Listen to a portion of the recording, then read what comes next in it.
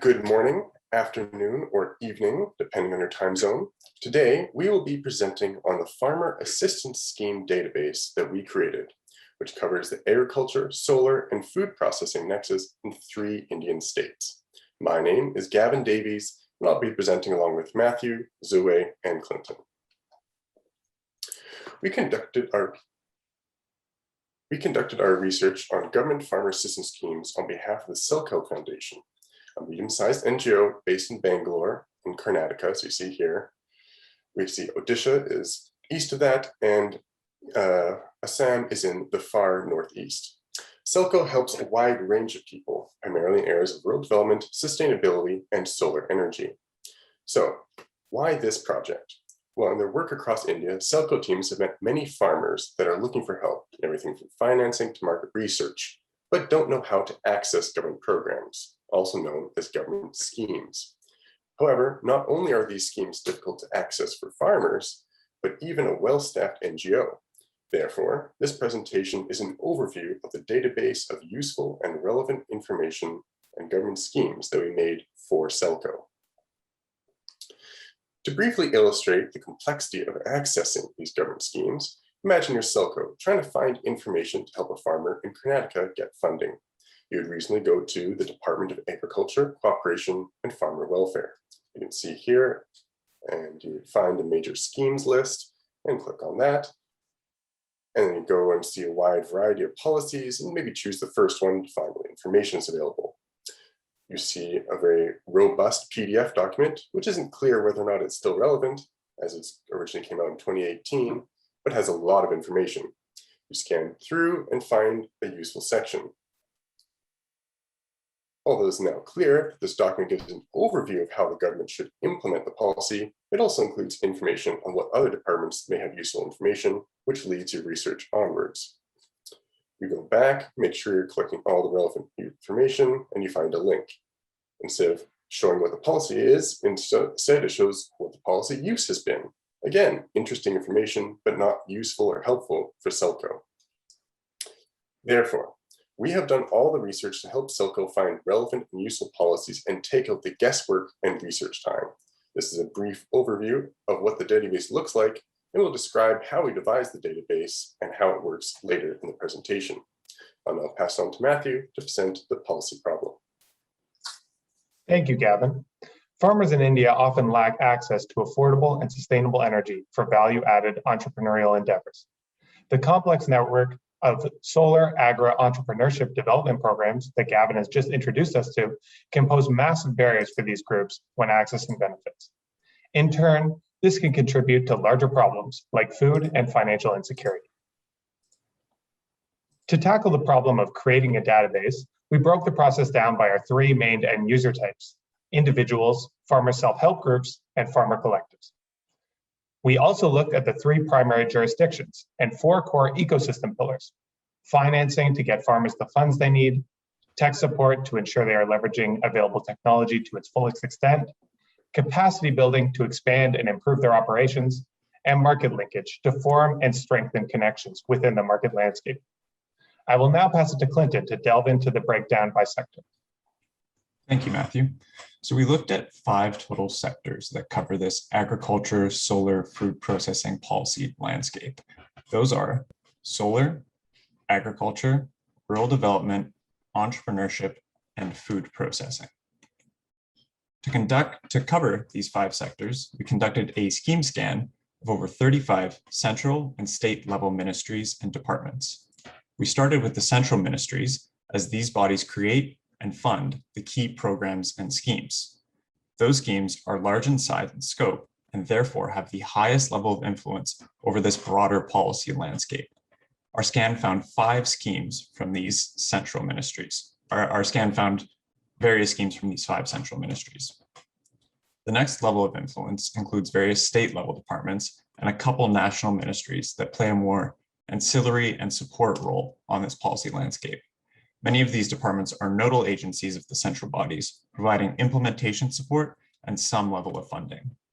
The lowest level of influence includes mostly state-level bodies that were generally found to provide little to no additional funding and/or support. I'll now pass it over to Ziwei to go over a brief overview of the document. Thank you, Clinton. So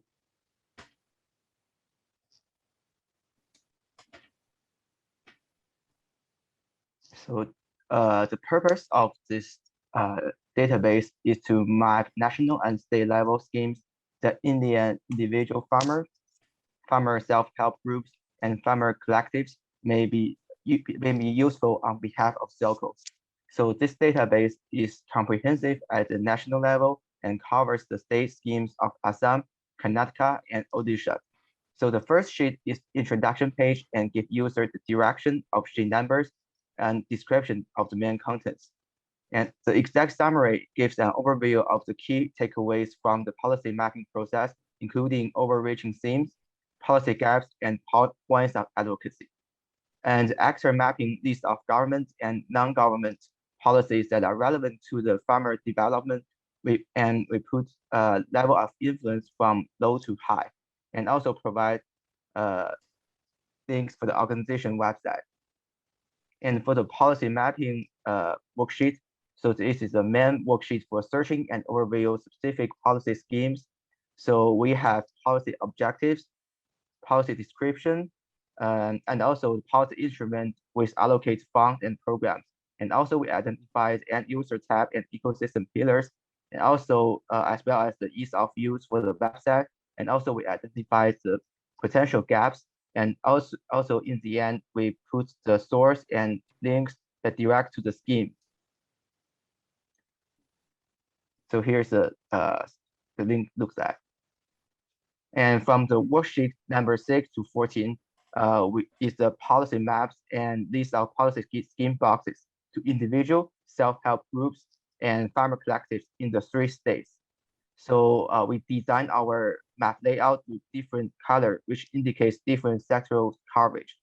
And I will select one scheme box as an example.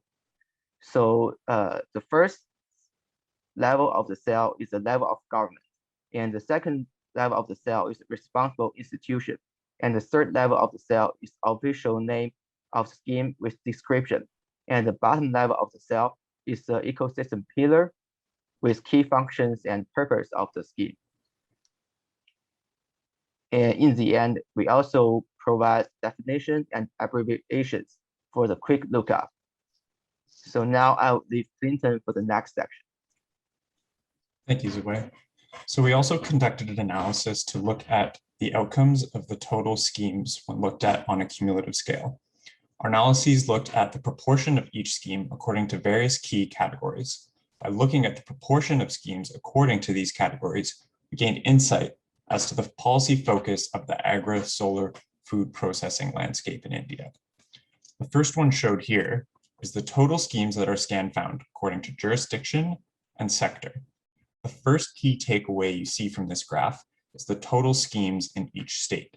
You can see that Karnataka has the most total schemes, followed by Assam, then Odisha. You can also see that Assam and Odisha have less schemes in certain areas.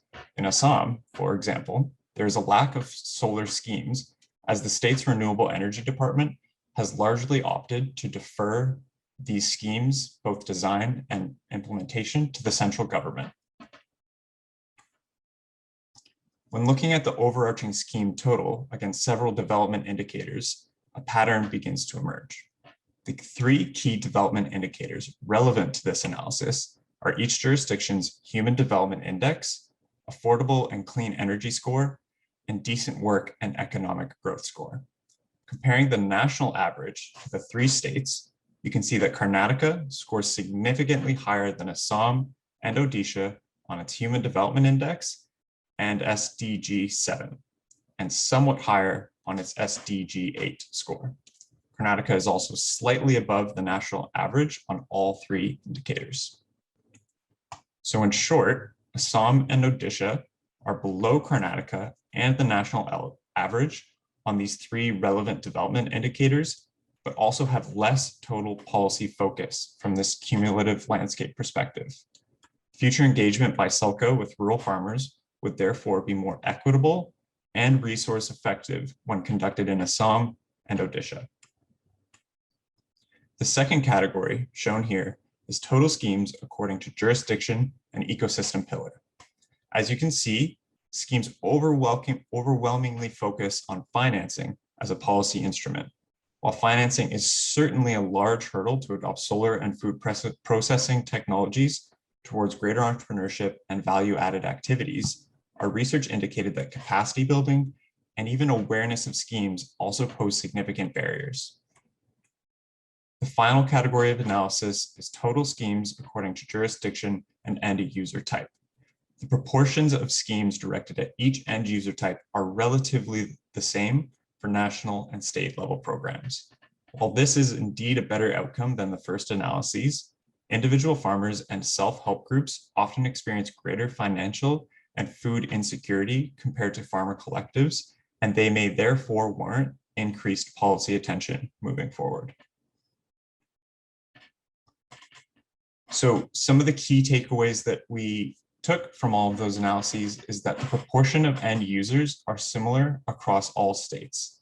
We found that the most prevalent ecosystem pillar, both at the national and state level, was overwhelmingly financing. We found that the most schemes were in the state of Karnataka, and that Assam and Odisha had the fewest schemes, yet they also seem to have the greatest need for development. I'll now pass it back to Matthew to look at some of the recommendations from these findings. The database can be used by SELCO to determine different points of advocacy, like addressing the issues around website ease of use or strengthening coordination between the actors shown at the stakeholder map. The lack of adequate scheme coverage for things like solar power in Assam, promotion of entrepreneurship in Odisha, and enhancing food processing capacity in both states can be emphasized. The database can also be used as a tool for SELCO to achieve greater coordination between different government ministries and departments in order to better serve the needs of farmers.